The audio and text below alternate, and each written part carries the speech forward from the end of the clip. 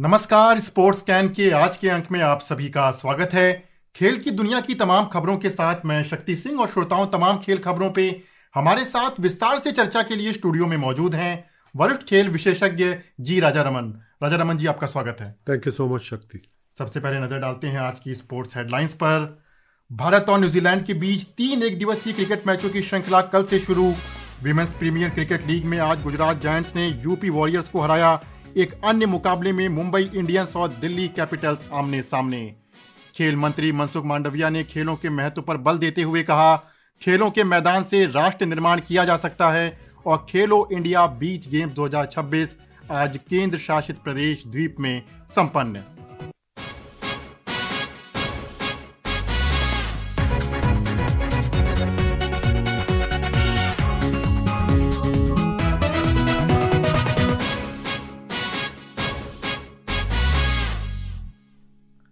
भारत और न्यूजीलैंड के बीच 3 एक दिवसीय क्रिकेट मैचों की श्रृंखला कल से शुरू होगी।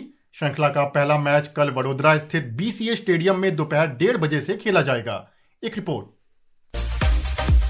भारतीय क्रिकेट टीम 2026 की अपनी पहली श्रृंखला के लिए तैयार है। भारतीय टीम की नजरें टी20 विश्व कप 2026 से ठीक पहले न्यूजीलैंड के खिलाफ इस श्रृंखला में अपनी तैयारियों को अंतिम रूप देने पर है। वहीं न्यूजीलैंड की टीम भी 3 एक दिवसीय और 5 टी20 मैचों की सीरीज के लिए भारत पहुंच चुकी है। कल श्रृंखला के पहले मुकाबले में भारतीय क्रिकेट फैंस को एक बार फिर मैदान पर रोको यानी रोहित शर्मा और विराट कोहली की जोड़ी देखने को मिलेगी, जो पिछले साल के अंत में दक्षिण अफ्रीका के खिलाफ अपनी शानदार बल्लेबाजी का प्रदर्शन कर चुकी है। इन दोनों खिलाड़ियों की नजरें 2027 क्रिकेट विश्व कप के लिए अपनी दावेदारी और मजबूत करने पर भी हैं। चोट की वजह से दक्षिण अफ्रीका के खिलाफ एक दिवसीय सीरीज से बाहर रहे शुभमन गिल की वापसी हो रही है। वहीं अगर आंकड़ों की बात की जाए तो भारत का पलड़ा भारी है। दोनों टीमों के बीच अब तक 120 एक दिवसीय मैच हुए हैं, जिनमें भारत ने 62 जबकि न्यूजीलैंड ने 50 मैचों में जीत हासिल की है। एक मैच टाई रहा है जबकि 7 मैचों का परिणाम नहीं आया है। इस श्रृंखला का दूसरा मुकाबला 14 जनवरी और तीसरा 18 जनवरी को खेला जाएगा। ऐसे में शुभमन गिल की अगुवाई में मैन इन ब्लू की नजर वडोदरा में कीवियों पर शानदार जीत दर्ज कर श्रृंखला में बढ़त बनाने पर होगी। विशेष शुक्ला, स्पोर्ट्स कैन। तो वापस नए साल में आगाज शुरू हो चुका है क्रिकेट मैचों का और सबकी नजर, जैसा हमने कहा, रोहित शर्मा और विराट कोहली।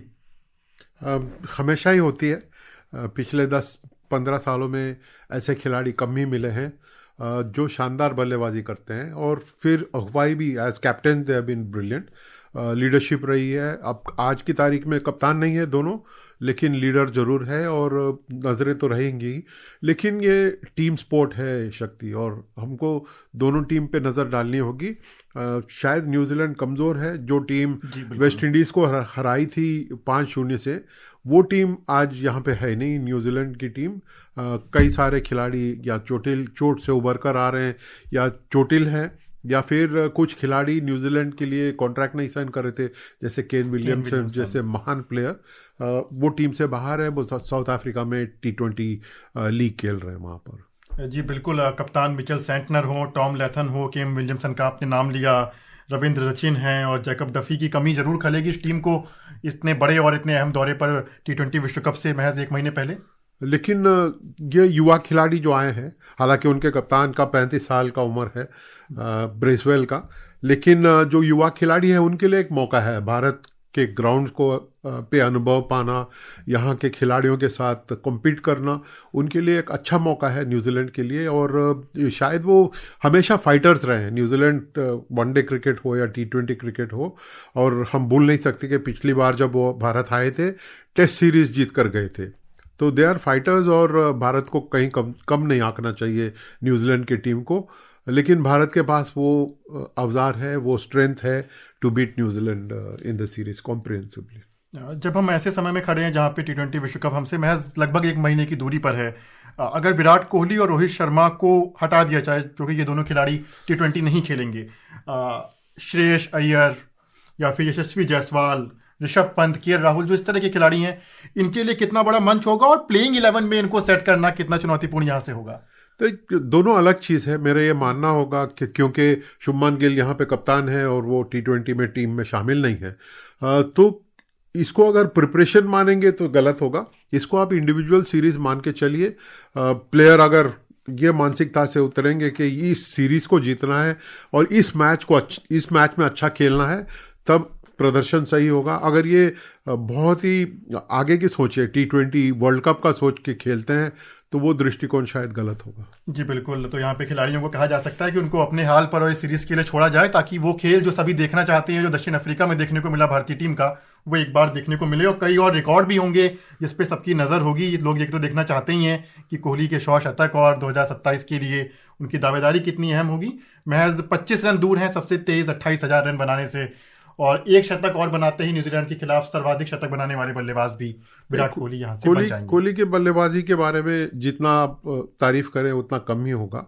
बहुत ही शानदार बल्लेबाज रहे हैं टेस्ट मैचेस में, T20 में, लेकिन अब वो सिर्फ वनडे इंटरनेशनल खेलते हैं और अगले साल तक खेलेंगे नहीं खेलेंगे कहना मुश्किल है। एक साल का टाइम बहुत ज़्यादा होता है, लेकिन उनके फैंस तो ज़रूर चाहेंगे कि विराट कोहली अगले साल का वर्ल्ड कप खेलें जरूर। जी बिल्कुल, उनके फैंस भी चाहेंगे और भारतीय क्रिकेट फैंस भी चाहेंगे कि भारतीय टीम जो है श्रृंखला में शुरुआत से ही एक मजबूत पकड़ लेकर के आगे बढ़े। विमेंस प्रीमियर क्रिकेट लीग के मुकाबले में आज नवी मुंबई में गुजरात जायंट्स ने यूपी वॉरियर्स को 10 रन से हरा दिया। गुजरात जायंट्स के दिए 208 रन के लक्ष्य के जवाब में यूपी की टीम 20 ओवर में 8 विकेट पर 197 रन ही बना सकी। वहीं एक अन्य मुकाबले में मुंबई इंडियंस और दिल्ली कैपिटल्स इस समय आमने सामने हैं।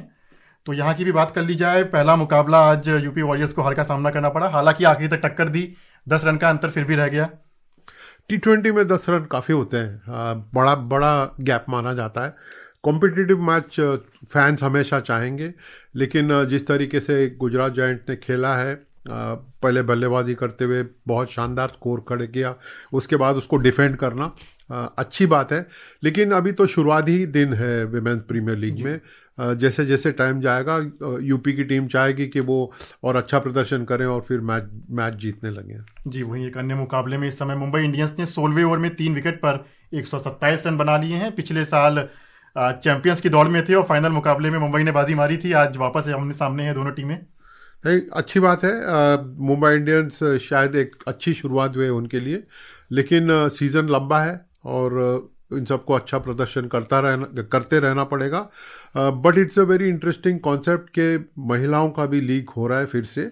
और फिर क्योंकि हाल ही में इंडिया ने विश्व कप जीता है, अटेंशन रहेगा और फैंस भी बहुत ज़्यादा तादाद में जाएंगे और मैचेस को सपोर्ट करेंगे और टेलीविज़न में देखते रहेंगे। और हम तो आकाशवाणी में बात ज़रूर करेंगे विमेंस प्रीमियर लीग। जी बिल्कुल, हम लोग लगातार नज़र बनाए रखेंगे विमेंस प्रीमियर लीग पर। केंद्रीय खेल मंत्री मनसुख मांडविया ने खेलों के महत्व पर बल देते हुए कहा कि खेल के मैदान से राष्ट्र निर्माण किया जा सकता है। आकाशवाणी से विशेष बातचीत में श्री मांडविया ने कहा कि खेल एक संस्कृति है और इसके द्वारा बहुत कुछ हासिल किया जा सकता है। आइए सुनते हैं हमारी सहयोगी प्रियंका अरोड़ा से श्री मांडविया की विशेष बातचीत। स्पोर्ट्स एक कल्चर है, स्पोर्ट्स एक जीवन शैली है, तो खेल एक नेचर है और खेल के द्वारा हम बहुत कुछ चीजों को हासिल कर सकते हैं। हमारी हेल्थ को तो स्वच्छ रख ही सकते हैं, लेकिन खेल से आप में धैर्य का संस्कार डेवलप होता है। खेल से आपको हार और जीत दोनों को पचाने की क्षमता बढ़ती है। तो खेल एक खेल है और खेल के मैदान से हम राष्ट्र निर्माण कर सकते हैं, ऐसा भी मेरा मानना है। खेल का जीवन में बहुत महत्व है। हम सब इसलिए ही मोदी जी ने खेलो इंडिया कहा। मैंने संडे ऑन साइकिल का इनिशिएटिव लिया।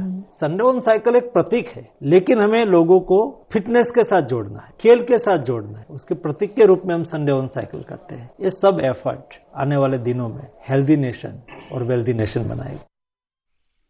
सरकार लगातार प्रयासरत है कि बुनियादी स्तर पे जो जिले अभी तक अछूते थे, जहां पे बड़े आयोजन नहीं होते थे, वहां तक खेल के मैदानों का और इंफ्रास्ट्रक्चर पहुंचाया जाए और उन खिलाड़ियों को एक मंच प्रदान किया जाए। इस पूरे आयोजन को और खासकर खेलो इंडिया को आप किस तरीके से देखेंगे? शक्ति, बहुत बड़ी बात है। कल एक बहुत बड़े पैमाने पे स्पोर्ट्स कॉन्क्लेव का आयोजन हुआ था। गवर्नेंस कॉन्क्लेव था, ये अहमदाबाद में हुआ है क्योंकि कॉमनवेल्थ गेम्स होना है। अहमदाबाद में फोकस ज़्यादा होने लगा है, अच्छी बात है। और वहाँ पे जो कॉन्क्लेव में स्पोर्ट्स सचिव ने कहा कि हम कोचेस की ओर ध्यान देंगे। जिस तरीके से कोचेस का रैंकिंग होगा, चाहे ग्रास रूट में हो या इंटरमीडिएट लेवल में हो या एलीट लेवल में हो, फिर वहाँ पे भी ग्रेडिंग होगा। एक ब्यूरो बनाएंगे जहाँ पे कोचेस का रैंकिंग बनाया जा सकता है, फेडरेशंस की रैंकिंग होगी। उन्होंने ऐसी बात कही, सरकार की तरफ से कही, भारतीय सरकार की तरफ से, कि अगर हमको 2036 में 30 या 40 मेडल लेने हैं और फिर 2048 में जो हमारे 100 साल पूरे होंगे आज़ादी के, तब हम अगर 60 या 70 मेडल के करीब हासिल करना हो, उसके लिए अभी काम शुरू करना होगा।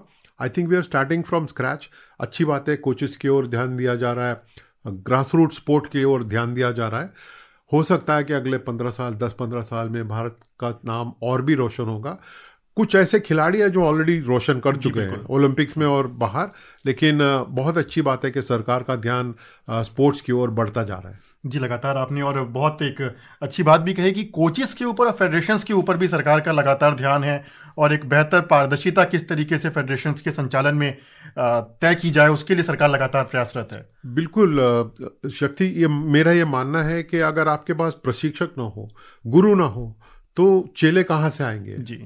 ये दिक्कत शायद भारत की लगातार पिछले 60-70 साल में देखा है। अभी आज भी आप देखिए, विदेशी कोच हमारे पास बहुत ज़्यादा आते हैं, चाहे वो हॉकी में हो या शूटिंग में हो या रेसलिंग में हो या बॉक्सिंग में हो या कोई भी स्पोर्ट ले लीजिए, विदेशी कोच बहुत ज़्यादा आते हैं। ये इसलिए कि हमने हमारे कोचेस पे काम कम किया है, और मुझे लगता है कि अभी जो जोश है, इस जोश को अगर बरकरार रखेंगे और फिर जो सपने हम देख रहे हैं कोचेस को अच्छे बनाने का, फिर ग्रास रूट स्पोर्ट को डेवलप करने का, स्कूल और कॉलेज स्पोर्ट डेवलप करने का, जो खेलो इंडिया के माध्यम से हो रहा है, भारत का नाम और भी आगे बढ़ेगा। जी बिल्कुल, हमने खेलो इंडिया की बात की तो इसी कड़ी में खेलो इंडिया बीच गेम्स 2026 आज केंद्र शासित प्रदेश दीव में संपन्न हो गए। खेलों में कर्नाटक 3 स्वर्ण 2 रजत और 6 कांस्य पदक मिलाकर कुल 11 पदकों के साथ शीर्ष पर रहा। वहीं तमिलनाडु 3 स्वर्ण 2 रजत और 3 कांस्य पदक के साथ दूसरे, तथा मणिपुर 3 स्वर्ण 2 रजत और 2 कांस्य पदक के साथ तीसरे स्थान पर रहा। इस वर्ष इस आयोजन में देश के 25 राज्यों और 6 केंद्र शासित प्रदेशों के 1100 से अधिक खिलाड़ियों ने 6 मेडलों और 2 डिमॉन्स्ट्रेशन इवेंट्स में हिस्सा लिया। तो हम लोग लगातार खेलो इंडिया की बात कर भी रहे थे, और यहाँ पे अगर देखा जाए बीच गेम्स, ऐसे इवेंट जिनके लिए मंच मिलना भारत में अब तक एक बहुत चुनौतीपूर्ण काम था। खिलाड़ी शायद इस वजह से सहभागिता भी नहीं करते थे, लेकिन 1100 से अधिक खिलाड़ी अगर आकर के रस्सा कस्सी और सेपक टैकरो और सॉकर जैसे इवेंट्स में अपनी चुनौतियां दे रहे हैं, तो कहा जा सकता है कि सही दिशा में जा रहे हैं खेल। शक्ति, आपके रिपोर्ट में आपने जिक्र किया कि मणिपुर को तीसरा स्थान मिला है। मणिपुर में कोई बीच नहीं है। बीच गेम्स, हालांकि हमारे मन में ये बैठता है कि कोस्ट लाइन से निकल के आएंगे, बीच होगा, लेकिन मणिपुर से आना, फिर वहाँ पे तीसरा स्थान प्राप्त करना पूरे भारत में, ये दिखाता है कि भारत के खिलाड़ी अब तैयार हैं कोई भी खेल खेलने के लिए और अच्छे पैमाने में खेलने के लिए। और अब बात करते हैं बैडमिंटन की, जहां पर मलेशिया बैडमिंटन टूर्नामेंट सुपर 1000 में भारत का अभियान आज समाप्त हो गया। आज सेमीफाइनल में पीवी सिंधु कुआलालंपुर में चीन की वांग जी से 16-21, 15-21 से हारकर टूर्नामेंट से बाहर हो गई। 72वीं राष्ट्रीय वॉलीबॉल प्रतियोगिता में महिला वर्ग के फाइनल में कल केरल का सामना रेलवे की टीम से होगा। आज खेले गए पहले सेमीफाइनल में केरल ने हरियाणा को 3-0 से हराकर फाइनल में स्थान बनाया। वहीं दूसरे सेमीफाइनल में रेलवे ने राजस्थान को 3-1 से हराकर फाइनल में अपनी जगह पक्की की। तो यहाँ पर भी राष्ट्रीय स्तर पर वॉलीबॉल की एक बड़ी प्रतियोगिता चल रही है उत्तर प्रदेश में, और एक बेहतर मंच लगातार हम इस पर बात कर ही रहे हैं, आज मिलता हुआ नजर आ रहा है इस खेल को भी। बिल्कुल, और ये हो रहा है वाराणसी में सिगरा स्टेडियम जो रीडेवलप हुआ है। ये शायद पहला नेशनल लेवल टूर्नामेंट है सिगरा स्टेडियम में। अच्छी बात है कि भारत में कई जगह विभिन्न खेलों का आयोजन हो रहा है। हमारी सोच बदली है, हम पॉजिटिव होते जा रहे हैं। जी बिल्कुल, और विकेंद्रित ये जो पूरा ढांचा तैयार हो रहा है, जहाँ पे सिर्फ राजधानियों तक ही आयोजन सीमित नहीं है, वो अलग अलग स्तर पे पहुंच रहे हैं और खिलाड़ियों को एक बड़ा मंच प्रदान कर रहे हैं। और श्रोताओं, अब समय हो गया है आप सभी से विदा लेने का। राजा रमन, आपका बहुत बहुत धन्यवाद कि आप स्टूडियो में आए और तमाम खबरों पे आपने हमसे चर्चा की। थैंक यू सो मच शक्ति। और श्रोताओं, इसी के साथ मुझे और स्पोर्ट्स कैन की पूरी टीम को अनुमति दीजिए। नमस्कार।